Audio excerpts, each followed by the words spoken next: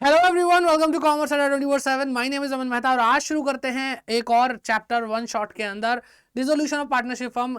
पूरी वीडियो के अंदर पूरा चैप्टर कंप्लीट होने वाला है। अगर आपने अभी तक सारे वन शॉट नहीं देखे तो आई बटन को चेक करिए कि भाई क्या क्या वन शॉट कंप्लीट हो चुके हैं, और ऑलमोस्ट सारे हो चुके हैं इससे पहले। तो शुरू से पढ़ना शुरू करिए और अपने बोर्ड एग्जाम के लिए अच्छे से प्रिपेयर हो जाइए। तो स्टार्ट करते हैं आज की क्लास और सबसे पहले देखते हैं कि डिसोल्यूशन होता क्या है। ठीक है, तो डिसोल्यूशन यहाँ पे बेसिकली दो तरीके की बात कर रहे हैं कि डिसोल्यूशन ऑफ पार्टनरशिप और डिसोल्यूशन ऑफ पार्टनरशिप फर्म, या फिर इसको बोले डिसोल्यूशन ऑफ फर्म। ठीक है, तो पार्टनरशिप का डिसोल्यूशन, पार्टनरशिप क्या है? एक रिलेशन है। ठीक है, फर्म क्या है? एक बिजनेस है। इन दोनों के ही डिसोल्यूशन को पढ़ रहे हैं। अगर पार्टनरशिप में डिसोल्यूशन होता है दैट मीन्स कि हम क्या कर रहे हैं, हम चेंज कर रहे हैं रिलेशनशिप अमंग द पार्टनर्स।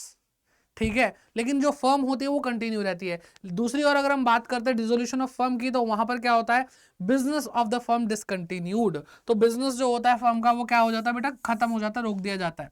ठीक, तो बेसिकली आपको इस चैप्टर में दोनों में से कौन सा पढ़ना है, या फिर दोनों ही पढ़ने हैं? तो दोनों नहीं पढ़ने हैं, आपको डिसोल्यूशन ऑफ फर्म पढ़ना है। ठीक है, तो चलिए पहले डिफरेंस देख लेते हैं डिसोल्यूशन ऑफ फर्म में और डिसोल्यूशन ऑफ पार्टनरशिप में। तो थोड़ा डिटेल में अगर आपको पता चलेगा तो आपको मजा भी आएगा, और मजा आएगा तो फिर पढ़ते रहोगे, है ना। तो मीनिंग की बात हम वैसे हम कर चुके, फिर भी देख लेते हैं कि मीनिंग क्या है। ओके, तो यहाँ पे है डिसोल्यूशन ऑफ फर्म, यहाँ पे डिसोल्यूशन ऑफ पार्टनरशिप। ओके, तो यहाँ पे क्लोजर ऑफ द फर्म, सबसे पहली चीज मीनिंग में क्या लिखा है कि फर्म बंद हो जाती है, एंड हो जाता है बिजनेस का, बिजनेस रिलेशनशिप का भी। ठीक है, लेकिन डिसोल्यूशन ऑफ पार्टनरशिप में क्या होता है? चेंज होता है business relation among the partners. ठीक है, लेकिन जो बिजनेस है वो कंटिन्यू रहता है। कोर्ट का इंटरवेंशन होता है क्या? तो अगर हम डिसोल्यूशन ऑफ फर्म की बात करें तो ये वॉलेंट्री भी हो सकता है और बाय दी कंपलसरी कोर्ट के ऑर्डर से भी हो सकता है ना, compulsory by order of court. अगर हम चाहें तो अपनी इच्छा से फर्म बंद कर सकते हैं, बिजनेस बंद कर सकते हैं, लेकिन कई बार क्या होता है कि कंपलसरी ऑर्डर भी आ जाता है कोर्ट की तरफ से। उसके केसेस जो होते हैं वो हम आगे पढ़ेंगे इसी वीडियो के अंदर। ओके, अगर हम रिलेशनशिप चेंज करने की बात करें, डिसोल्यूशन ऑफ पार्टनरशिप की बात करें, वो पूरी तरह से वॉलेंट्री होता है। वॉलेंट्री का मतलब क्या होता है? अपनी इच्छा से, स्वेच्छा।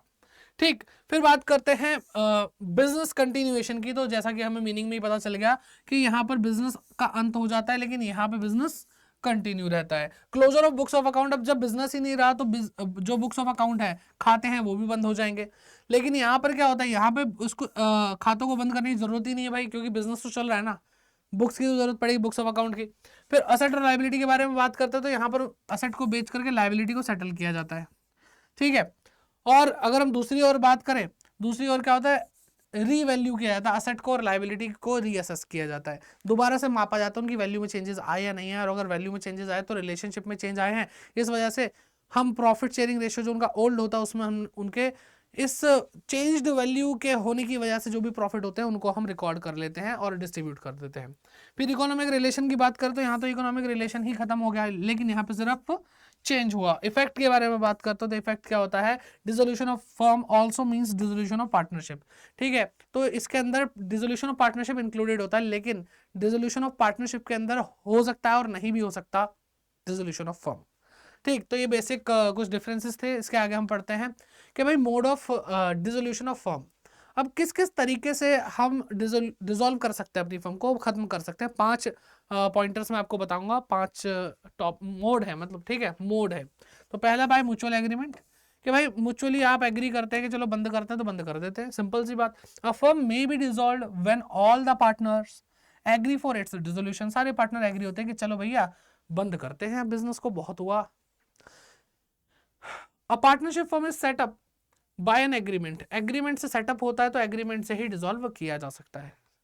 ठीक, फिर बात करते हैं कंपलसरी डिसोल्यूशन की। सेकंड पॉइंट जो आता है, सेकंड मोड ऑफ डिसोल्यूशन है कि कंपलसरी डिसोल्यूशन क्या है। तो किस केस में होता है? सिंपल सी बात है कि इंसॉल्वेंसी के केस में होता है कि सारे के सारे पार्टनर अगर इंसॉल्वेंट हो जाएं, या फिर सारे पार्टनर हो जाएं सिवाय एक के, तो एक इंसान ही कैपेबल है ना पार्टनरशिप के लिए। तो अब एक इंसान अगर कैपेबल है तो एक इंसान से पार्टनरशिप तो होती नहीं है, तो उस केस में भी डिसॉल्व करना ही पड़ेगा। ठीक है, तो या तो सारे पार्टनर क्या हो जाए, इंसॉल्वेंट हो जाए, तो वो कोई किसी लायक नहीं है पार्टनरशिप करने के, और सारे हो जाए सिवाय एक के, तो एक से पार्टनरशिप चलती नहीं। ठीक है, तो ये सिंपल सी चीज़ है। फिर एक और पॉइंट आता है कि जब आपका बिजनेस ही अनलॉफुल हो जाए।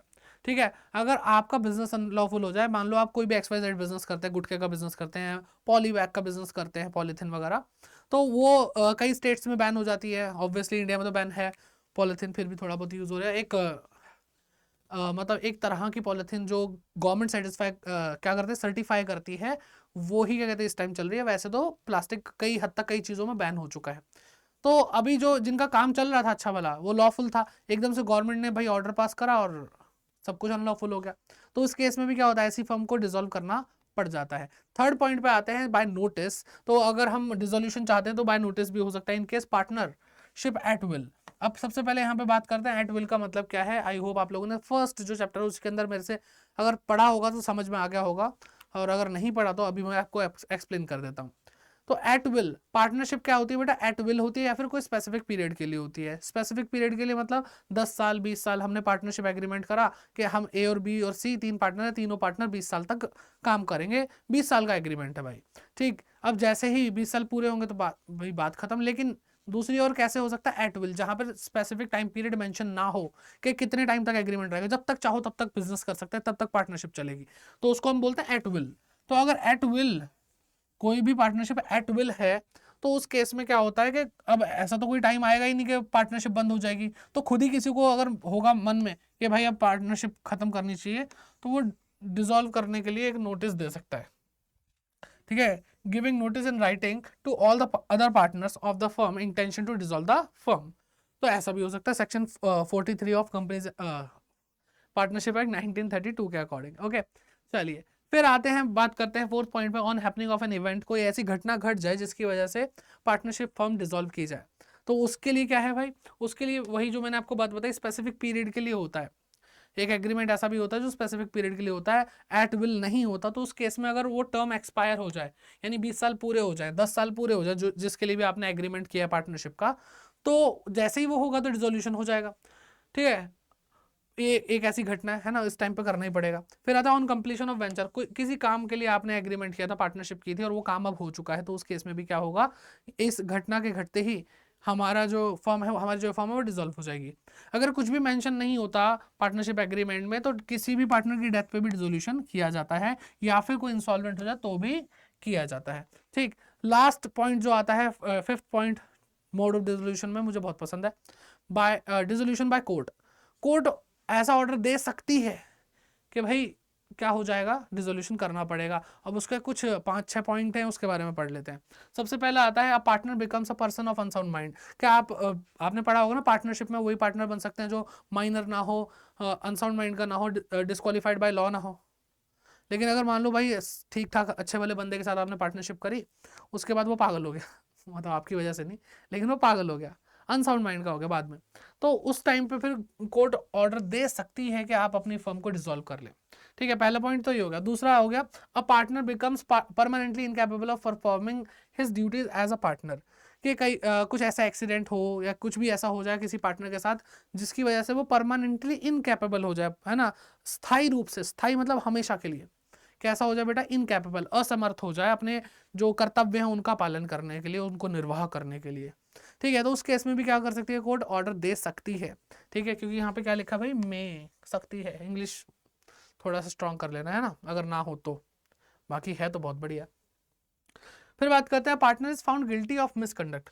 कोई पार्टनर है वो किसी मिसकंडक्ट का में दोषी पाया जाता है, मतलब कोई घपले में, घोटाले में दोषी पाया जाता है, और उसका उस चीज़ का इम्पैक्ट बहुत बुरा पड़ रहा है आपके पार्टनरशिप बिजनेस पे, तो उस केस में भी कोर्ट ऑर्डर दे सकती है।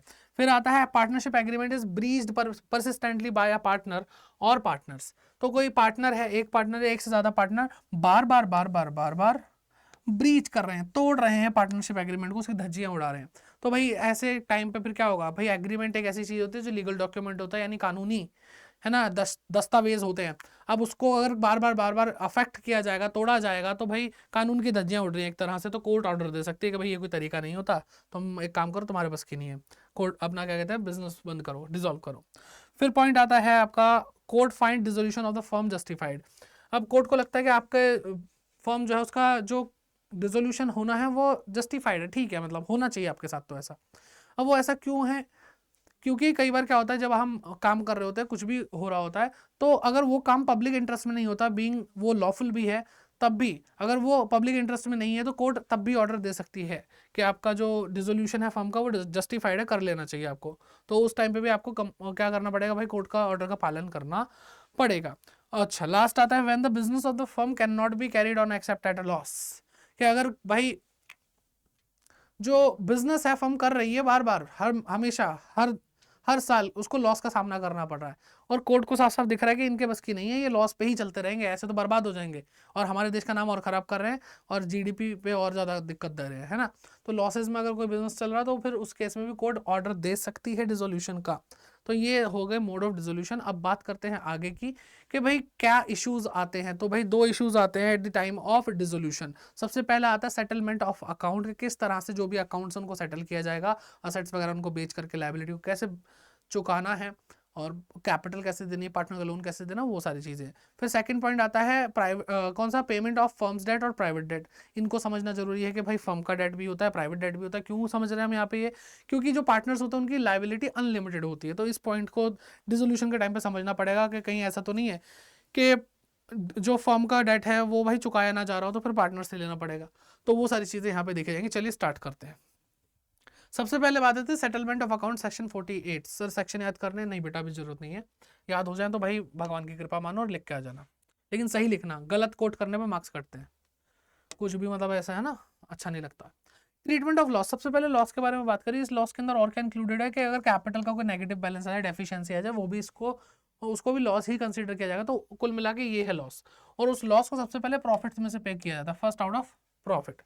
अगर तब भी प्रॉफिट खत्म हो जाए लेकिन लॉस खत्म ना हो तो फिर उसको कैपिटल में से पे किया जाता है, और कैपिटल भी खत्म हो जाए, लॉस खत्म ना हो तो उसके बाद जितने भी पार्टनर है वो इंडिविजुअली अपने अपने प्रोपोर्शन में, जो भी उनका प्रॉफिट शेयरिंग रेशियो है उस प्रोपोर्शन में वो लॉस के लिए पैसा लेकर आएंगे अपने, है ना। मतलब अब क्या होगा, अनलिमिटेड लाइबिलिटी होगी ना, तो वही वाली बात कर रहे हैं। फिर बात करते हैं कि भाई जो असेट आप बेच रहे हो, असेट बेचोगे तो उसका जो पैसा होगा उसको कैसे अप्लाई करोगे, एप्लीकेशन ऑफ असेट्स। तो प्रायोरिटी वाइज आपको करना पड़ेगा, ये बात तो तय है कि आपको प्रायोरिटी सेट करनी पड़ेगी। और सबसे पहले प्रायोरिटी पे कौन होते हैं, बिल्कुल बाहर वाले, दैट मीन्स थर्ड पार्टी। कौन, थर्ड पार्टी। तो सबसे पहले हम थर्ड पार्टी को पे करेंगे।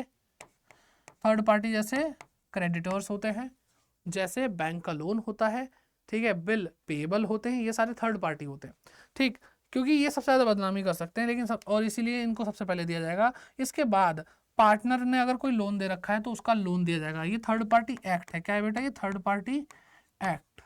एक होता है थर्ड पार्टी होना, एक होता है थर्ड पार्टी एक्ट होना, ठीक है। तो अगर ऐसा है तो एक्ट है, ये थर्ड पार्टी नहीं है, ये हमारा ही पार्टनर था, लेकिन काम उसके कैसे थर्ड पार्टी वाले हैं। तो इस केस में क्या करेंगे भाई, इस केस में हम थर्ड पार्टी के बाद इसको प्रायोरिटी दे सकते हैं, इससे पहले नहीं दे सकते, ठीक है। फिर लास्ट में जब हम पार्टनर के लोन को भी पे कर देंगे तो उसके बाद हम कैपिटल पे करेंगे पार्टनर्स की। और कैपिटल तो भाई अपने ही, ये सबसे अपने बंदे होते हैं, है ना, ये हमारी इंटरनल लाइबिलिटी है तब। तो बिल्कुल देखो, बिल्कुल बाहर वाली लाइबिलिटी, फिर थोड़ी सी अंदर की लाइबिलिटी, फिर एकदम इंटरनल लाइबिलिटी, ठीक है, ऐसे पे करना है। फिर जो अगर रेजिड्यू यानी बचा हुआ कुछ पैसा रह जाए, वैसे तो रहता नहीं, इतनी अच्छी किस्मत का है, लेकिन अगर रह जाए तो वो पार्टनर्स में बांट दिया जाएगा, प्रॉफिट शेयरिंग रेशियो जिनका जितना है उस हिसाब से, ठीक है। फिर बात करते हैं कि जो फर्म्स का डेट है और प्राइवेट डेट है उसके बारे में बात करते हैं, सेक्शन 49। तो फर्म्स डेट, फर्म का डेट क्या है, फर्म का डेट वो डेट होता है जो फर्म ने बाहर वालों से लिया है। प्राइवेट डेट, प्राइवेट डेट क्या है, जो पार्टनर ने उधार लिया है पर्सनल कैपेसिटी में, अपने, है ना, अपनी हदों में रह करके, कि जो बिजनेस का उधार नहीं है वो सिर्फ मेरा उधार है, ठीक है। आप मेरे पार्टनर से नहीं, मेरी क्या कहते हैं, पार्टनर बोल सकते हैं, मेरी वाइफ से मांग सकते हो, मेरे घरेलू खर्चे हैं ये, समझ में आ रही है बात, ओके। तो अब इसके लिए अगर कुछ बातें जो कानून में लिखी है, यानी इंडियन पार्टनरशिप एक्ट 1932 में जो लिखी है उसके बारे में बात करते हैं कि अगर फर्म की कोई प्रॉपर्टी है तो उसको बेच करके सबसे पहले तो फर्म का डेट चुकाओ। अगर कोई सरप्लस अमाउंट रह जाए, यानी थोड़ा फर्म का डेट चुकाने के बाद भी पैसा रह जाए, तो फिर हम पार्टनर के प्राइवेट डेट की जो पेमेंट है वो कर सकते हैं, प्राइवेट डेट की पेमेंट कर सकते हैं, only to the extent of his share. कि भाई अगर 3-2-1 का रेशियो है, 3-2-1 का रेशियो है, और हम बात कर रहे हैं कि भाई हमने फर्म का डेट चुका दिया, अभी भी हमारे पास पैसा बचा, और मान लो पैसा बचा 6 लाख रुपए। तो अगर ये मान लो सी पार्टनर है, सी का क्या है बेटा, 1/6, तो ये 6 लाख रुपए में से 1/6 लेगा, यानी 1 लाख रुपए जो एक्स्ट्रा बचा हुआ है, और उस 1 लाख रुपए से अपना, वो उसकी हद है, इससे ज्यादा वो नहीं ले सकता अपना प्राइवेट डेट, 1 लाख तक चुका सकता है जो एक्स्ट्रा पैसा बचा हुआ है, क्योंकि उसका प्रॉफिट शेयरिंग रेशियो उसको उतना अलाउ करता है।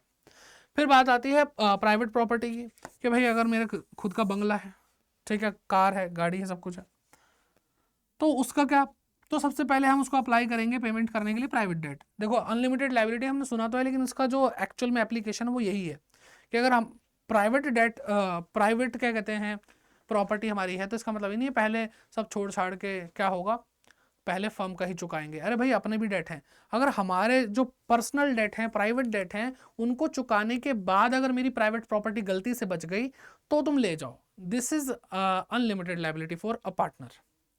ठीक है, तो इसलिए ये बात ध्यान रखना, प्राइवेट प्रॉपर्टी में सबसे पहला हक प्राइवेट डेट का होता है, यानी मेरे खुद के उधार का होता है।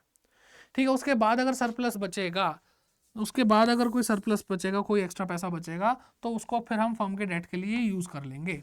ठीक है, तो सिंपल है, आई होप आपको समझ में आ गया होगा। आगे बढ़ते हैं और पढ़ते हैं accounting treatment on dissolution of firm. तो यहाँ पे अभी आपने जो इससे पिछली स्लाइड में देखा कि हम कैसे सेटलमेंट ऑफ अकाउंट करते हैं, तो मैंने वहाँ पे आपको बताया प्रायोरिटी वाइज करते हैं। तो प्रायोरिटी की वाइज करते हैं, तो देखो वो चीज़ यहाँ पे इसी तरह अकाउंटिंग ट्रीटमेंट में शो हो जाएगी कि जो थर्ड पार्टी को सबसे पहले पेमेंट करते हैं, सबसे पहले रियलाइजेशन अकाउंट बनाते हैं। तो इससे क्या होता है, थर्ड पार्टी की पेमेंट होती है। तो इससे साफ साफ पता चल गया इसके अंदर पार्टनर कैपिटल का कोई रोल नहीं है, इसमें पार्टनर के लोन का कोई रोल नहीं है। फिर देखो दूसरे नंबर पे पार्टनर लोन अकाउंट है, फिर उसके बाद पार्टनर कैपिटल अकाउंट है, और कोई पैसा वैसा बच गया तो कैश या बैंक अकाउंट से पता चल जाएगा, वो बांट लेंगे। ठीक है, तो बिल्कुल उसी सीक्वेंस में हमें 4 अकाउंट बना के देने हैं और वो समझना है। चलिए पढ़ते हैं। अब अकाउंटिंग थियरी तो हो चुकी है, अब अकाउंटिंग देख लेते हैं। तो सबसे पहले बात आती है रियलाइजेशन अकाउंट की, कि भाई ये रियलाइजेशन अकाउंट क्या होता है। ठीक है, रियलाइज, देखो रियलाइजेशन अकाउंट, जो रियलाइजेशन वर्ड है ना वो बना है रियलाइज से, और रियलाइज मतलब वैसे तो हमें पता है महसूस करना होता है, लेकिन यहाँ पे रियलाइज का मतलब है कि असेट को बेच करके पैसा ले आना अपने पास। तो ये रियलाइजेशन अकाउंट यही काम करता है कि पैसा असेट को बेचता है, पैसा लाता है, और वो पैसा लाइबिलिटीज को सेटल करने में लगा देता है। ठीक है, तो यही काम है।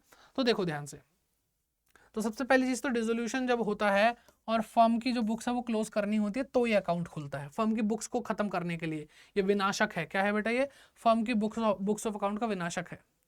ठीक है, रियलाइजेशन अकाउंट प्रिपेयर कैसे होता है उसको देखो जरा। पहले तो ध्यान रखो, सारी की सारी एसेट को ट्रांसफर करेंगे, सारी की सारी लायबिलिटी को ट्रांसफर करेंगे। सर सच में सारी नहीं बेटा, थोड़ा तो रुको। ठीक है, तो सारी एसेट को ट्रांसफर करेंगे किसके सिवा, फिक्टिशियस एसेट के सिवा, कैश या बैंक के सिवा। अब सबसे पहले तो रीजन देख लेते हैं कि सारी एसेट ट्रांसफर हो रही है, इन दोनों से क्या दुश्मनी है। तो देखो जो भी हम एसेट लेकर के जा रहे हैं, हम उसको बेचना चाहते हैं और उसके बदले पैसा लेना चाहते हैं। तो कैश को ले जाकर के तुम क्या कर लोगे, वो खुद ही कैश है, समझ रहे हो।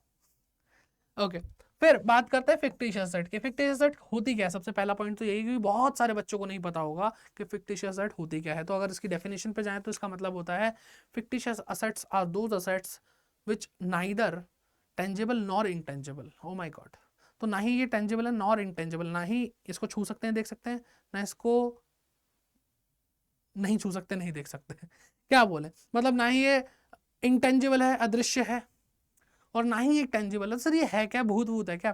तो बेटा पॉइंट ये है कि ये एक ऐसी एसेट है जो एसेट साइड पे आती है, सिंपल सी बात है, एसेट है तो, और ये इसको बेच कर कुछ मिलता नहीं है। जैसे अगर हम बात करते हैं प्रॉफिट की, तो प्रॉफिट कहाँ शो किया जाता है, अगर अनडिस्ट्रीब्यूटेड प्रॉफिट है तो वो लाइबिलिटी में शो किया जाता है, लेकिन अनडिस्ट्रीब्यूटेड लॉस होगा तो वो कहाँ शो होगा, अपोजिट साइड ना, असेट साइड पे शो होगा। तो ये असेट है, जो एक्यूमुलेटेड लॉस है वो क्या है, असेट है। तो क्या उस असेट को बेच करके पैसा मिल सकता है, क्या वो टेंजिबल है, नहीं सर। क्या वो इंटेंजिबल है, नहीं सर, क्योंकि इंटेंजिबल असेट को फील कर सकते हो, लॉस को फील नहीं कर सकते आप। सर यहाँ दिल में दर्द होता है जब लॉस होता है, अरे बेटा वो दर्द है, वो लॉस तुम कुछ भी मतलब। ठीक है, तो फिक्टिशियस एसेट का मतलब सिंपल सा, ध्यान रखो, डेफिनेशन वगैरह मैंने आपको बता दी है। स्टिल मैं आपको बस एक ही बात बोलूंगा कि ऐसी एसेट जिसको बेचकर कुछ नहीं मिलने वाला। ठीक है, तो फिक्टिशियस एसेट को हम नहीं लेकर जाएंगे। तो सर कैश है बैंक, तो चलो उसका अकाउंट हम बना रहे हैं, फिक्टिशियस एसेट का क्या करेंगे हम, तो बेटा फिक्टिशियस एसेट को राइट ऑफ करेंगे। क्या करेंगे हम, राइट ऑफ करेंगे। और राइट ऑफ कहाँ से करते हैं, पार्टनर के कैपिटल अकाउंट से। ठीक है, तो वो आगे हम देख लेंगे। और ये जो इनके अलावा जो हम असेट लेकर के जा रहे हैं वो कहाँ पे जाएंगी, तो वो रियलाइजेशन के डेबिट साइड पे जाएंगी। कहाँ पे, डेबिट साइड पे जाएंगी। ठीक, अब आगे बढ़ते हैं, सारी लाइबिलिटी ट्रांसफर करते हैं सिवाय पार्टनर के लोन के, क्योंकि ये थर्ड पार्टी नहीं है, क्योंकि थर्ड पार्टी के बाद पे होना है, और पार्टनर की कैपिटल के, क्योंकि ये थर्ड पार्टी और पार्टनर लोन के बाद पे होना है, तो इसलिए इन दोनों को लेकर नहीं जाते। और कहाँ पे लेकर जाएंगे, असेट गई डेबिट साइड पे, तो ये जाएगा रियलाइजेशन के क्रेडिट साइड पे। अच्छा जी, ये भी समझ में आ गया सर। अच्छा सर, और कोई लाइबिलिटी आपने वो रिजर्व वगैरह का नहीं बताया, तो बेटा ध्यान से सुनो। जो असेट्स के से रिलेटेड रिजर्व या प्रोविजंस होते हैं उनको हम लेकर के जाएंगे कहाँ पर, रियलाइजेशन में। जैसे अगर हम बात करें प्रोविजन फॉर डाउटफुल डेट, तो वो रियलाइजेशन में जा सकता है। अगर हम बात करते हैं इन्वेस्टमेंट फ्लक्चुएशन रिजर्व, तो वो इन्वेस्टमेंट से रिलेटेड है, वो जा सकता है। लेकिन अगर हम बात करते हैं जनरल रिजर्व की, वर्कमैन कंपनसेशन रिजर्व की, तो ये सारे पार्टनर्स की कैपिटल में डिस्ट्रीब्यूट होते हैं। ठीक है, वो अभी हम आगे जनरल एंट्री देख लेंगे। ठीक है, फिर बात करते हैं कि ये तो हम ट्रांसफर कर लिया, यानी हमने बैलेंस शीट को खाली कर दिया, बुक्स ऑफ अकाउंट खत्म कर रहे हैं तो सबसे पहले बैलेंस शीट को खाली किया। फिर जब हमें अमाउंट रियलाइज होता है, यानी असेट बिक जाती है, तो वो पैसा, जब असेट आई थी तो डेबिट साइड पे आई थी, और जब बिकेगी तो क्रेडिट साइड से बिकेगी रियलाइजेशन अकाउंट के। लायबिलिटी आई थी क्रेडिट साइड में, और जब सेटल होगी, पे की जाएगी, तो वो डेबिट साइड से होगी। और जो रियलाइजेशन को लेकर के, डिसोल्यूशन को लेकर के एक्सपेंसेस होते हैं, उनको हम डेबिट करते हैं। जैसे रिवैल्यूएशन के एक्सपेंसेस होते थे, वैसे रियलाइजेशन के भी एक्सपेंसेस होते हैं। हमें ब्रोकरेज देनी पड़ जाती है, हमें कमीशन देनी पड़ जाती है अपनी एसेट्स को बिकवाने के लिए, बहुत सारी चीज़ें होती हैं। ठीक, समझ में आया? चलिए, तो ये रियलाइजेशन का पूरा ओवरव्यू है। अब देखते हैं कुछ जर्नल एंट्रीज, जैसे कि जब हम असेट और लायबिलिटी को ट्रांसफर कर रहे हैं तो क्लोजिंग हो रही है, तो क्या होगा। तो सबसे पहली चीज़ देखो, असेट खत्म होती है, अगर हम बैलेंस शीट से निकाल रहे हैं तो क्या हो रहा है, असेट भी खत्म हो रही है, लायबिलिटी भी खत्म हो रही है। असेट खत्म होती है क्रेडिट होता है, और लायबिलिटी खत्म होती है तो डेबिट होता है। तो देखो यहाँ पे वही हो रहा है, तो असेट खत्म हो रही है तो क्रेडिट हो रहा है, तो डेबिट का हो रहा है रियलाइजेशन, जहाँ पे जा रही है। और लायबिलिटी अगर डेबिट हो रही है तो कहाँ पे जा रही है, क्रेडिट साइड में, तो रियलाइजेशन क्रेडिट होगा। तो देखो, तो एक एक करके असेट लिखेंगे भाई, स्टॉक गया, इन्वेस्टमेंट गई, बिल्डिंग गई, सब कुछ रियलाइजेशन में गया, तो एक एक करके हम 2 असेट, 2 बिल्डिंग, 2 मशीनरी, ये सब आएगा, और सारा टोटल अमाउंट रियलाइजेशन में डेबिट साइड पे डेबिट कर देंगे यहाँ पे। मैंने आपको बोला प्रोविजन फॉर डाउटफुल डेट और इन्वेस्टमेंट फ्लक्चुएशन रिजर्व भी, जो कि ऐसे रिजर्व या प्रोविजंस हैं जो असेट से बिलोंग करते हैं, असेट से रिलेटेड हैं, तो वो भी रियलाइजेशन में जाएंगे। और देखो, भले ही इससे रिलेटेड है, लेकिन है तो लायबिलिटी, और लायबिलिटी खत्म हो तो डेबिट होता है, और वो उसके क्रेडिट में जाएगा। ओके, फिर बात करते हैं फिक्टिशियस एसेट की। जैसा कि मैंने आपको अभी वादा किया था कि हम इसको दिखाएंगे। फिक्टिशियस एसेट क्या हो रही है बेटा, राइट ऑफ हो रही है, और राइट ऑफ हो रही है तो इससे क्या होगा, हमारी जो कैपिटल है पार्टनर्स की वो कम हो जाएगी, और पार्टनर की कैपिटल कम होती है तो डेबिट होता है, और फिक्टिशियस एसेट भी टाटा बाय बाय कर रही है तो असेट तो जाएगी, और जाएगी तो क्या होगा, क्रेडिट होगा। ठीक है, फिर बात करते हैं लाइबिलिटी की। तो जो भी हमारी थर्ड पार्टी की लाइबिलिटी थी, जैसे सन्ड्री क्रेडिटर है, बिल पेबल है, बैंक लोन है, सारी थर्ड पार्टी ही है, तो ये सब डेबिट होंगे जब कम होगा, और जब कम होगा तो कहाँ जाएगा, रियलाइजेशन के क्रेडिट साइड पर जाएगा। सिंपल, आसान, सरल भाषा में मैंने आपको समझाया है, कोई भी रॉकेट साइंस नहीं है अकाउंटेंसी। ठीक है, जब शुरुआत होती है ना, देखो कोई ऑफेंड भी हो सकता है कि सर अकाउंट को आप ऐसे हल्के में ले रहे हो, आप खुद पढ़ाते हो, टीचर हो अकाउंट्स के, इतना मेन सब्जेक्ट है। तो देखो, मैं किसी भी चीज़ को ये नहीं कह रहा कि उसके अंदर दम नहीं है, मैं बस ये कह रहा हूँ कि ऐसा कुछ नहीं है जो हम नहीं सीख सकते, आप सीख सकते हो, ये बात हमेशा ध्यान रखो। ठीक है ना, तो पढ़ो अच्छे से, कॉमन सेंस लगाते चलो, चीज़ें बनाते चलो, हो जाएगा। और धीरे धीरे धीरे धीरे धीरे धीरे करके आप अकाउंटिंग की उन गहराइयों में चले जाओगे, इतनी समझ बढ़ जाएगी कि अगर कोई एक बार में पढ़ के उतना पहुंचना चाहे तो वो नहीं कर सकता, तब मैं कहूँगा कि हाँ मुश्किल है। तो जो भी सक्सेस होती है, जो भी आपकी ग्रोथ होती है, वो आपको बिट बाय बिट मिलती है, थोड़ा थोड़ा करके सीखते सीखते, टाइम लगाओगे तो मिलेगी। आज सोचो, आज सुबह बैठो, शाम तक अकाउंटिंग आ जाए प्रॉपरली एकदम ज़बरदस्त तरीके से, तो नहीं होता। ठीक है, वक्त लगता है, वक्त देना पड़ता है। ठीक है, तो हौले हौले हो जाएगा प्यार अकाउंटेंसी से। चलिए आगे बढ़ते हैं। अब बात करते हैं accounting entries for realisation account, realisation asset. ठीक है, फॉर रियलाइजेशन असेट, तो असेट को जब हम रियलाइज करते हैं तो क्या होता है, तो पैसा मिल जाता है, सिंपल सी बात है। पैसा या तो कैश के फॉर्म में मिलेगा या फिर बैंक अकाउंट में आ जाएगा। तो जब ऐसा होगा तो कैश या बैंक इंक्रीज होगा तो डेबिट कर देंगे। ठीक, और असेट जा रही है तो भाई अब असेट नाम का कुछ बचा ही नहीं है हमारे पास, जो भी है वो रियलाइजेशन है। अब देखो, अब जब सारी असेट और लायबिलिटी रियलाइजेशन अकाउंट में ट्रांसफर हो जाती है तो एक बात ध्यान रखना कि हम अब असेट का नाम यूज़ नहीं कर सकते, हम लायबिलिटी का नाम यूज़ नहीं कर सकते। अब असेट जाएगी तो असेट क्रेडिट होती है, लेकिन वो तो अब रियलाइजेशन में, तो अब असेट की जगह पे किसका नाम यूज़ होगा, रियलाइजेशन का। तो ये आपको रियलाइजेशन दिख जरूर रहा है, लेकिन ये असेट की वजह से, ये असेट होने की वजह से क्या हो रहा है, क्रेडिट हो रहा है। तो ये असेट है, बस नाम अब रियलाइजेशन लिखेंगे हम, क्योंकि इस प्रकार का कोई अकाउंट बचा नहीं, क्योंकि हमने क्लोज कर डाला। ठीक है ना, ठीक है, तो असेट घट रही है तो इसलिए क्रेडिट, और कैश या बैंक बढ़ रहा है तो डेबिट हो रहा है। अब ऐसा भी हो सकता है कोई पार्टनर बोले, अरे यार क्या बेच रहे हो, मुझे दे दो ना, मेरे को चाहिए था। तो कोई पार्टनर भी असेट लेके जाएगा, असेट जाएगी तो क्रेडिट हो जाएगा क्या, रियलाइजेशन, और पार्टनर से उसकी कैपिटल कम कर लेंगे, भाई तुम अब तुम्हें पैसा नहीं मिलेगा, तुम असेट भी लेके जाओगे, तुम सोचो तुम्हारी कैपिटल भी ना घटे, ऐसा थोड़ी होता है। फिर बात करते हैं जो बहुत इंटरेस्टिंग है, नो एंट्री। सर कोई भी एंट्री ना सिखाने में इंटरेस्ट आ रहा है आपको? हाँ बेटा देखो तो सही। When the asset are given to any of the creditor, कोई क्रेडिटर कहता है भाई तुम पैसा नहीं दे पा रहे, तुम्हारे बस की नहीं, मैं तुम्हारी एसेट उठा के ले जा रहा हूँ। तो उसने कहा भाई ठीक है तुम एसेट ले जाओ, हमें तो बस किसी ना किसी तुम्हारा हिसाब किताब चुकता करना है। तो देखो लाइबिलिटी गई, खत्म हो गई, रियलाइजेशन अकाउंट क्या हो जाएगा? Realisation account debit. मैंने क्या बोला, लाइबिलिटी डिक्रीज हो रही है तो डेबिट होता है, और लाइबिलिटी डिक्रीज हो रही है, लेकिन अब वो तो रियलाइजेशन अकाउंट में, तो रियलाइजेशन अकाउंट का नाम ही यूज होगा अब, तो ये लाइबिलिटी की जगह पे लिखा है। और असेट जा रही है तो असेट भी कहाँ पे, अब रियलाइजेशन में, तो रियलाइजेशन अकाउंट का ही नाम यूज होगा। तो असेट जाएगी तो क्रेडिट कर देंगे रियलाइजेशन अकाउंट को। तो बेटा एक ही अकाउंट डेबिट, एक ही अकाउंट क्रेडिट, दोनों का क्या होता है, इम्पैक्ट जीरो पड़ता है। तो ऐसा आपने कोई एंट्री देखी भी नहीं होगी कि भाई वही अकाउंट डेबिट वही अकाउंट क्रेडिट, तो इससे बढ़िया नो एंट्री। समझ में आ रही है बात? चलिए अब बात करते हैं कि असेट तो हमने बेच डाली, अब जो पैसा आया उससे हम सेटल करेंगे लाइबिलिटी को। कैसे सेटल करेंगे? पैसा दे करके सेटल करेंगे। अब लाइबिलिटी डिक्रीज होगी तो डेबिट होगा ही होगा, और लाइबिलिटी का नाम यूज नहीं होगा, मैंने पहले ही बता दिया क्या यूज होगा, रियलाइजेशन। और कैश या बैंक जाएगा तो क्रेडिट होना ही होना है। ओके फिर बात करते हैं कि जब अगर कोई पार्टनर बोले कि मैं हूं ना, ऐसे वाला मैं हूं ना, कहेगा कि मैं लाइबिलिटी चुका दूंगा तुम टेंशन ना लो। तो जब असेट लेके जा रहा था तो हमने इसकी कैपिटल घटा दी। अभी हमारे लिए इतना भला काम कर रहा है तो मन तो करेगा ना गले लगाने का, लेकिन गले तो नहीं लगाएंगे, कहेंगे गले लगाने से कुछ नहीं होता, मेरी कैपिटल में पैसा डाल देना। तो उस पार्टनर की कैपिटल इंक्रीज कर देंगे क्योंकि उसने फर्म के बिहाफ पर लाइबिलिटी को चुकाया है, पे किया है। ठीक है, बहुत सिंपल सी चीज़ है। अब रियलाइजेशन एक्सपेंसेस के बारे में बात करते हैं, क्योंकि हमने सारी एसेट ट्रांसफर कर ली, लाइबिलिटी ट्रांसफर कर ली, हमने पेमेंट कर दी लाइबिलिटी की, हमने एसेट रियलाइज कर दी, सब कुछ कर लिया। अब बचा क्या? रियलाइजेशन एक्सपेंस बचा। अब इसको थोड़ा समझना ज़्यादा मज़ेदार है, थोड़ा टाइम टेकिंग है, कुछ अलग अलग केसेस आ जाते हैं। तो देखिए, तो जब हम रियलाइजेशन एक्सपेंसेस को पे करेंगे तो रियलाइजेशन अकाउंट डेबिट होगा, क्योंकि रियलाइजेशन एक्सपेंस एक्सपेंस है और एक्सपेंस डेबिट होता है, तो क्या रियलाइजेशन को तो डेबिट होना ही पड़ेगा ना। और जब हम वो एक्सपेंसेस पे करेंगे तो कैश या बैंक कम हो जाएगा तो क्रेडिट करना पड़ेगा। ठीक है, ये तो बहुत सिंपल है। फिर बात करते हैं, कोई पार्टनर बोले कि एक काम करो, मैं नहीं मैं कर लूंगा ना। तो अगर हमारे फर्म के बिहाफ पर हमारा खर्चा यानी फर्म का खर्चा कोई पार्टनर चुका रहा है तो उसकी कैपिटल में हम उतना अमाउंट डाल देंगे, ट्रांसफर कर देंगे, सिंपल। जैसे कि कोई लाइबिलिटी पे करा तब भी यही एंट्री हुई थी। ठीक है ना? चलिए, तो यहाँ तक क्लियर है। अब बात करते हैं कुछ स्पेशल केसेस की कि हुआ क्या। अब सर ये तो जर्नल एंट्री सेम है, हमारे साथ मजाक कर रहा है। नहीं बेटा मजाक नहीं कर रहे, ये तो पढ़ो जरा। When the firm page fixed amount, यहाँ पे फिक्स अमाउंट पे किया जा रहा है एक पार्टनर को कि भाई तुम्हें हम रेम्यूनरेशन देंगे, तुम क्या करो, तुम डिसोल्यूशन करवा दो हमारा।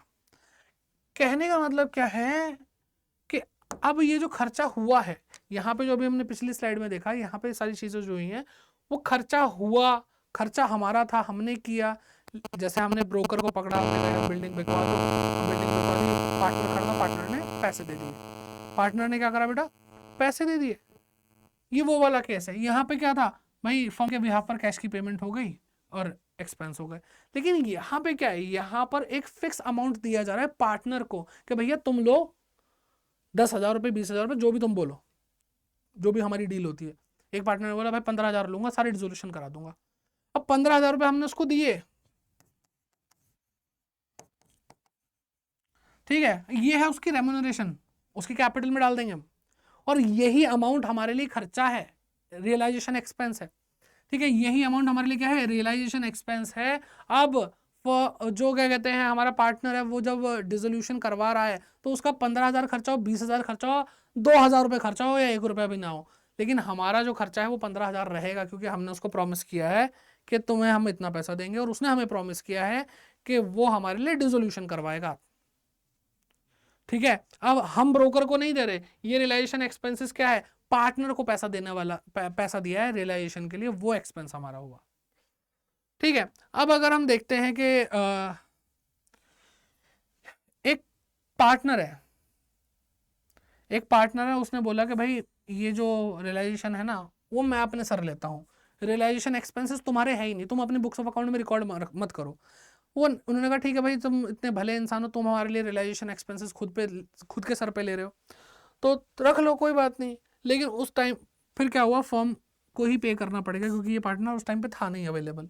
तो फर्म का कैश कम हो गया। जब फर्म का कैश कम हो गया तो हम बोलेंगे भाई कैपिटल पार्टनर की जो है उसमें से हम पैसा ले लेंगे, उसमें से हम पैसा लेंगे, क्योंकि भाई इसने बोला था मेरा खर्चा, तो भाई तू पे करना।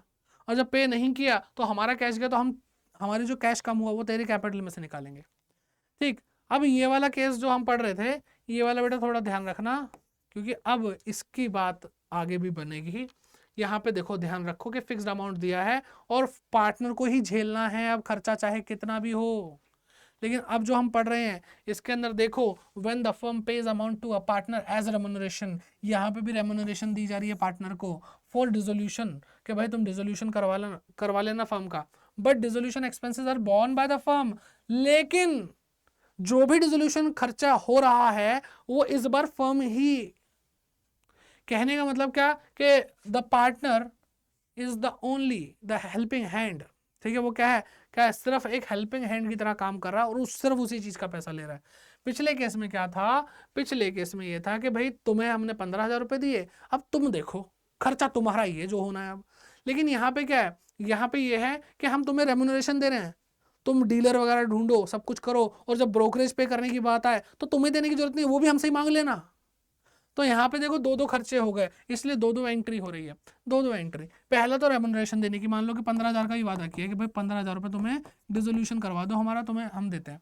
अब पिछले केस में क्या होता था कि मान लो कि मैं 15,000 रुपये लिए, मैं पार्टनर हूँ वो वाला जिसने रेम्युनरेशन लिया है, मैं गया कि ब्रोकर भैया हमारी ये वाली बिल्डिंग बिकवा दो। उसने कहा कि 50,000 रुपये लगेंगे कमीशन, ठीक है 1 करोड़ की बिक जाएगी। मैंने कहा 15,000 रुपये तो मुझे ही मिले हैं, लेकिन अब मैं कुछ कर भी नहीं सकता, क्योंकि मैंने ही तो बोला था कि मुझे 15,000 दे दो, उसके बाद जो भी खर्चा होगा मैं दूँ, तो 50,000 इस टाइम मुझे पे करने पड़ेंगे, और इस 50,000 रुपये से फर्म का कोई लेना देना नहीं।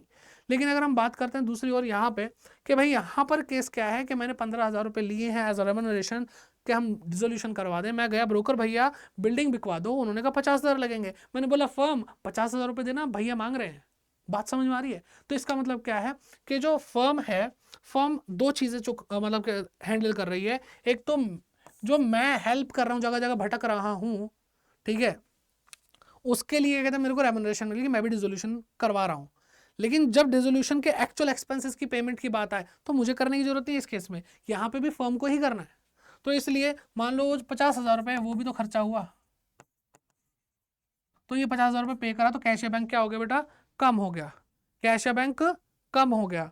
ओके, बात समझ में आ गई? तो रियलाइजेशन जो है हमारा वहां पे डेबिट हो जाएगा, और उसको हम क्या कर सकते हैं, हम उसको दोनों को कंबाइंड जर्नल एंट्री कर सकते हैं। तो हम क्या करेंगे, रियलाइजेशन अकाउंट डेबिट 65,000 रुपए to concern partners capital account 15,000 to cash account 50,000 रुपए।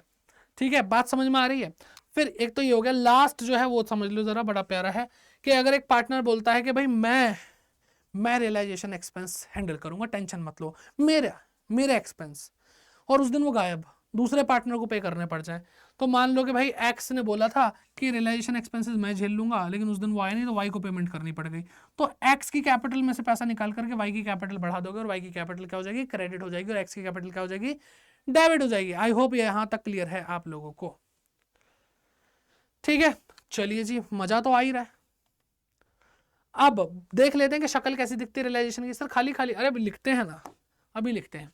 तो यहाँ पे देखो फिर वही कि पहले हमें सीखना है डेबिट साइड पे क्या आएंगे, सारी असेट्स आएंगे, तो लिखेंगे to sundry assets. Journal entry भी सिखा दी और ये भी सिखा रहे हैं, जर्नल एंट्री काफ़ी आती है रियलाइजेशन अकाउंट की। तो जितनी भी असेट है जो जो बैलेंस शीट के अंदर है, फिक्टिशियस असेट को छोड़ करके और कैश या बैंक को छोड़ करके सब यहाँ पे ले आएंगे, एक एक करके सबका नाम लिख देंगे, सबका अमाउंट लिख देंगे, टोटल करके अंदर लिख देंगे। ठीक है, ऐसे ही जो जो हमें लाइबिलिटी लानी वो यहाँ पे लिखेंगे बाय सन्ड्री लाइबिलिटीज। ठीक है, और वो सारी लाइबिलिटी हमें लिख देंगे और टोटल करके अंदर लिख देंगे। और क्या होगा, असेट डेबिट साइड पे आए तो रियलाइज कहाँ पे होंगी, असेट यहाँ से रियलाइज होंगी, कैश या बैंक अकाउंट लिखेंगे हम यहाँ पे कि भैया कैश या बैंक आ रहा है हमारे पास, और जो भी असेट है वो यहाँ पे असेट से पैसा ये रियलाइज हुआ, तो वो टोटल करके यहाँ लिख देंगे। अब लाइबिलिटी को पे करना होगा तो वो इधर लिखेंगे, टू कैश या बैंक अकाउंट,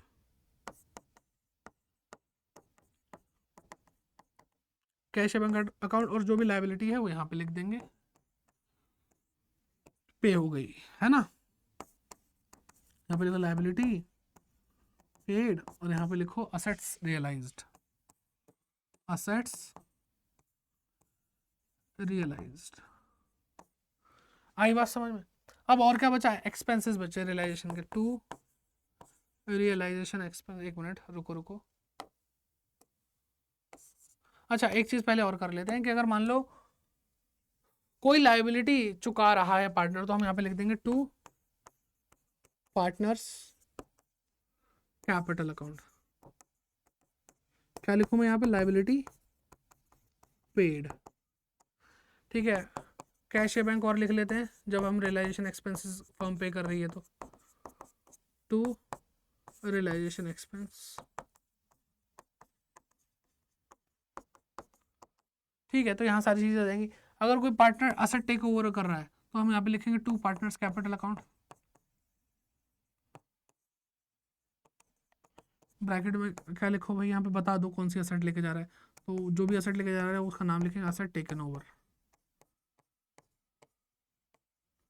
समझ में आ रही है बात? अब देखो क्रेडिट साइड ज़्यादा होगी, डेबिट साइड कम होगी, तो उसमें क्या करेंगे हम? उसके अंदर हम भाई डेबिट साइड कम है तो यहाँ पे हमारा क्या आ जाएगा? To realisation profit, profit on realisation है, रियलाइजेशन प्रॉफिट।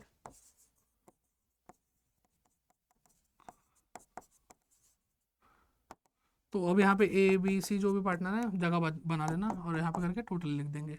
अगर लॉस आएगा तो इस साइड पर आ जाएगा, सिंपल सी बात है। तब डेबिट साइड ज़्यादा होगी, क्रेडिट साइड कम होगी। तो इस तरह से तो रियलाइजेशन हमने अच्छे से समझ लिया। अब आगे बढ़ते हैं पार्टनर लोन की, क्योंकि थर्ड पार्टी के बाद हम क्या करते हैं? पार्टनर लोन पे करते हैं, और उसमें बस इतना ही समझना है। पार्टनर लोन की बात करें तो सबसे पहली चीज़ हमने क्या सीखी है इसके लिए, कि इसको हम रियलाइजेशन अकाउंट में नहीं लेके जाते, नॉट ट्रांसफर्ड। ये कहाँ रहता है? ये क्रेडिट ही रहता है अपने ही अकाउंट के अंदर, क्रेडिटेड रहता है, क्रेडिटेड रहता है, क्योंकि लाइबिलिटी क्रेडिटेड ही तो रहेगी, उसका बैलेंस क्रेडिट बैलेंस होता है। फिर बात करते हैं paid after, after liability, and ये पता नहीं मुझे क्या लिखा है, and but before the payment of capital, यानी कैपिटल से पहले और थर्ड पार्टी यानी आउटसाइड लाइबिलिटी के बाद पे करते हैं। इसकी जनरल एंट्री क्या होगी भाई? जब हम पे कर देंगे तो पार्टनर को लोन एक लाइबिलिटी, लाइबिलिटी कम होगा तो डेबिट कर देंगे, और कैश या बैंक डिक्रीज हो जाएगा हमारा अकाउंट, बात खत्म। अब इसके बाद क्या बचा पढ़ने को? कैपिटल अकाउंट और बैंक अकाउंट, तो आपको पता ही कैसे बनता है। तो कैपिटल अकाउंट पढ़ते हैं, कैपिटल से रिलेटेड जर्नल एंट्रीज सीखते हैं। सबसे पहले आता है कि अगर हमारे पास कोई करंट अकाउंट है और उस करंट अकाउंट का क्या है, हमारे पास एक नेगेटिव बैलेंस है। क्या है भाई? नेगेटिव बैलेंस है। तो हमारे जो करंट अकाउंट का नेगेटिव बैलेंस है यानी डेबिट बैलेंस है, वो कहाँ चला जाएगा? वो पार्टनर की कैपिटल अकाउंट में चला जाएगा, और वो कैपिटल अकाउंट क्या हो जाएगी बेटा? डिक्रीज हो जाएगी। क्या कर देंगे हम? उसको डेबिट कर देंगे। ठीक है। और अगर इसका उल्टा हुआ, उल्टा कैसे? कि अगर हमारा करंट अकाउंट और करंट अकाउंट का क्रेडिट बैलेंस है यानी पॉजिटिव बैलेंस है, तो उस बैलेंस को हम कैपिटल में ट्रांसफर करेंगे तो कैपिटल क्रेडिट हो जाएगी यानी इंक्रीज हो जाएगी। तो सबसे पहले तो हमें करंट अकाउंट वगैरह खत्म करने, क्योंकि अब क्या फायदा फिक्स कैपिटल अकाउंट मेथड लगा करके, जब सब कुछ खत्म ही होना है तो खत्म करो ना।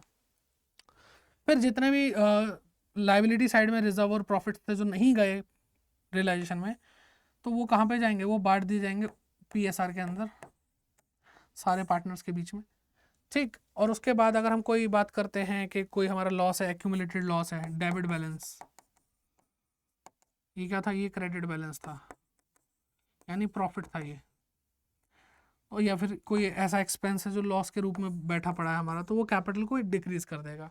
फिर रियलाइजेशन से अगर कोई प्रॉफिट आएगा, तो रियलाइजेशन से प्रॉफिट आएगा तो कैपिटल अकाउंट में जाएगा पीएसआर के अंदर, और कैपिटल इंक्रीज हो जाएगी। और अगर कोई लॉस आएगा तो लॉस क्या होगा? वो रियलाइजेशन में जाएगा और हमारी जो कैपिटल है वो डिक्रीज हो जाएगी। और अब ध्यान से सुनना कि अगर आपकी कैपिटल ये सब करने के बाद माइनस में चली गई तो आपको पैसा लाना पड़ेगा।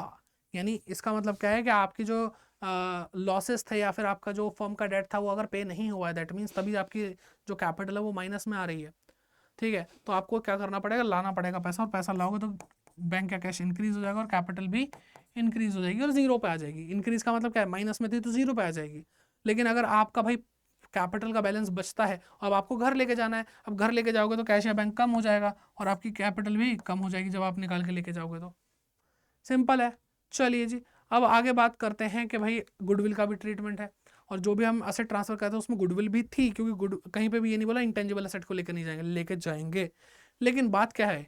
बात यह है कि गुडविल दो तरह की होती है। एक होती है जो अपीयर होती है बुक्स ऑफ अकाउंट के अंदर, यानी ये परचेज गुडविल है, परचेज गुडविल है। और जब परचेज गुडविल है तो बैलेंस शीट में आ रही होगी, और बैलेंस शीट में आ रही होगी तभी ये रियलाइजेशन में ट्रांसफर होगी, असेट कम और रियलाइजेशन डेबिट। फिर बात करते हैं डज नॉट अपीयर। अगर डज नॉट अपीयर है तो सेल्फ जनरेटेड है, सेल्फ जनरेटेड गुडविल है, और सेल्फ जनरेटेड गुडविल है तो बैलेंस शीट के अंदर ये नहीं आ रही होगी। और जब बैलेंस शीट में नहीं आ रही तो क्या ट्रांसफर करोगे, कद्दू है ना, कुछ भी ट्रांसफर नहीं होगा, कोई जर्नल एंट्री नहीं ट्रांसफर करने की, ठीक है। लेकिन अगर बात करते हैं कि पैसा रियलाइज करने की, तो भाई पैसा तो इससे भी रियलाइज होता है, पैसा तो इससे भी रियलाइज होता है, ठीक है। जब हम गुडविल बेचेंगे तो हमारी क्या कहते हैं कैश या बैंक इंक्रीज होगा, पर रियलाइजेशन क्या हो जाएगा बेटा, क्रेडिट हो जाएगा, ठीक, क्योंकि कोई भी एसेट बिकती है तो क्रेडिट करते हैं। और मैंने आपको बताया कि जब सब कुछ रियलाइजेशन में चला जाए तो फिर रियलाइजेशन का ही नाम चलता है। अब भाई सेल्फ जनरेटेड गुडविल है, लेकिन मैं अगर मान लो मैंने बिजनेस शुरू करा और मैंने कोई गुडविल नहीं खरीदी थी, बिल्कुल जड़ से मैंने बिजनेस शुरू करा, मैं हर एक काम किया, मैंने अपने बिजनेस की इमेज बनाई, सब कुछ किया, तो उसकी जो गुडविल तो है ही ना, बस मैं उसको लिख क्यों नहीं पा रहा हूँ बैलेंस शीट के अंदर, क्योंकि वो सेल्फ जनरेटेड है, उसकी मॉनेटरी वैल्यू निकालना मुश्किल है।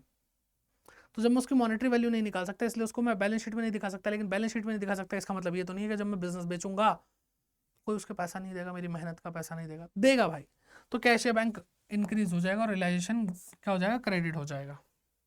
तो सेम एंट्री। और अगर कोई पार्टनर बोले कि मेरे को गुडविल दे दो, तो भाई तब भी रियलाइजेशन तो क्रेडिट होना ही है, और पार्टनर की जो कैपिटल है वो डेबिट होगी, क्योंकि उसका पैसा फिर हम कम कर देंगे। तुम गुडविल लेके जा रहे हो तो बस अब पैसा कम, तो यहाँ पे भी सेम एंट्री है। चलिए जी, यहाँ तक समझ में आ गया। अब फिर से थोड़ा सा गुडविल की तरफ बढ़ते हैं और डेबिट बैलेंस देखते हैं कि अगर कैपिटल का डेबिट बैलेंस होता है तो क्या होता है। तो दो बातें होती हैं।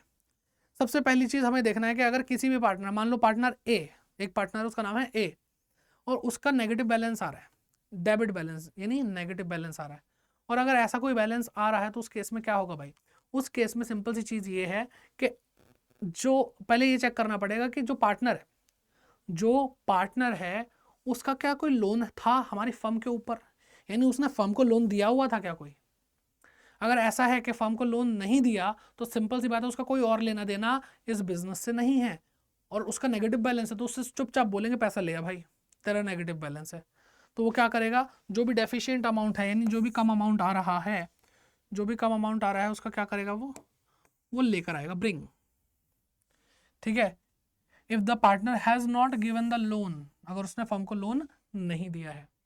फिर दूसरी तरफ अगर फर्म को लोन दिया है, ठीक है, हाँ, कहाँ है, if the partner has given loan to the firm, firm को अगर लोन दिया है, तो अब जो फर्म है वो फालतू नहीं बोल सकती उस पार्टनर से, वो कहेगी आपका 10,000 रुपये का नेगेटिव बैलेंस है, फटाफट से पैसा लेके आओ। पार्टनर भी चिल्ला के बोलेगा ऐसे कैसे, 50,000 रुपये मैंने तुम्हें दे रखे हैं, मुझसे बोलोगे, तो ऑब्वियसली उस टाइम पे नहीं बोल सकते, है ना। तो वहां पर क्या होगा, वहां पे जो उसका नेगेटिव बैलेंस है वो उसके लोन अकाउंट में ट्रांसफर हो जाएगा, और वो फिर क्या हो जाएगा, एडजस्ट हो जाएगा। कि अगर 50,000 रुपये का लोन है और 10,000 रुपये का नेगेटिव बैलेंस है, तो अब वो कहेगा कि मेरे लोन में से घटा दो, 50,000 मत देना, 40,000 देना, ज़्यादा मत बोलो, ओके। तो हमने क्या करा, वो ट्रांसफ़र कर दिया। तो यही एग्जाम्पल आगे एक देख लेते हैं, और सेम वही 50,000 लोन वाला। तो एक पार्टनर है हरीश, ठीक है, हरीश नाम का एक पार्टनर है, 50,000 रुपये उसका लोन है फर्म की ओर, एंड बैलेंस जो है कैपिटल का वो क्रेडिट बैलेंस है। तो यहाँ पे तो ये वाली बात अप्लाई होती ही नहीं है, क्रेडिट बैलेंस है यानी पॉजिटिव बैलेंस है, तो उसको लोन भी मिलेगा, उसको उसका कैपिटल का अमाउंट भी मिलेगा। तो अभी फिलहाल हम लोन की बात कर रहे हैं, तो भाई लोन मिलेगा तो लोन एक लाइबिलिटी, लाइबिलिटी कम हो जाएगी, और लाइबिलिटी अगर कम हो जाएगी तो क्या कर देंगे, डेबिट कर देंगे, और फर्म का भी पैसा चला जाएगा तो वो भी क्या हो जाएगा, क्रेडिट हो जाएगा, डिक्रीज कर देंगे। फिर बात करते हैं लोन फ्रॉम हरीश। हरीश से क्या कहते हैं, हरीश का लोन था 50,000 रुपये का, और इस बार उसकी कैपिटल नेगेटिव थी 40,000 रुपये की। तो अब उस केस में क्या होगा, इस 40,000 रुपये को उसके लोन अकाउंट में ट्रांसफर करेंगे और इसको बचा हुआ 10,000 रुपये ही देंगे। तो इसका जो लोन है वो 50,000 से खत्म हो गया। कैसे खत्म हुआ, 40,000 रुपये उसका नेगेटिव अमाउंट ट्रांसफर करा और बैंक अकाउंट से उसको पेमेंट कर दी 10,000 रुपये की। समझ में आ रही है बात, सिंपल है। अब यहाँ पे देखो उल्टी गंगा बहाते हैं कि लोन दे रखा था हरीश ने 50,000 रुपये का, उसके जो नेगेटिव बैलेंस था कैपिटल का वो 60,000 रुपये का था। अब वो बेचारे चिल्ला ही नहीं सकता, वो बोलेगा मेरा लोन रख लो, कहेंगे लोन रख लिया फिर भी 10,000 रुपये कम है, तो कहेंगे ठीक है ला रहा हूँ ना, फिर चिल्ला क्यों रहे हो। तो फिर वो 10,000 रुपये और लाएगा और फर्म को देगा, और फर्म का जो बैंक अकाउंट है वो इंक्रीज हो जाएगा, इसलिए हम उसको डेबिट कर रहे हैं, और हरीश का जो कैपिटल था उसको 60,000 से क्रेडिट कर रहे हैं। तो ये ओवरऑल पूरी कहानी थी डिसोल्यूशन की। आई होप आप लोगों को पसंद आई होगी, ठीक है। और अगर सेशन अच्छा लगा है तो आपको भाई इतना एफर्ट तो है ही, तो आप क्या करेंगे, इसको लाइक ज़रूर करेंगे और सबके साथ शेयर करना ज़रूरी है, ठीक है, शेयर करोगे तो केयर करोगे, और इस तरह का कंटेंट अगर आप पहुंचाओगे तो फिर आपको पुण्य मिलेगा। कमेंट करके ज़रूर बताइए किस तरह का लगा आपको सेशन, फीडबैक मैं देखना चाहूँगा। पर्सनली खुद आकर के मैं कमेंट चेक करता हूँ, रिप्लाई भी करता हूँ, और अगर कुछ बढ़िया लगा तो तारीफ़, और कुछ लगा कि सर ये ठीक कर लो तो हम वो भी करके देंगे, बता देना बस। और अगर नए आए तो सब्सक्राइब ज़रूर करिए, और मिलते हैं आपसे फिर नेक्स्ट क्लास के अंदर। और वन शॉट सारे चेक करने के लिए आई बटन पे क्लिक ज़रूर कर लेना। Bye bye, take care and keep growing, all the best.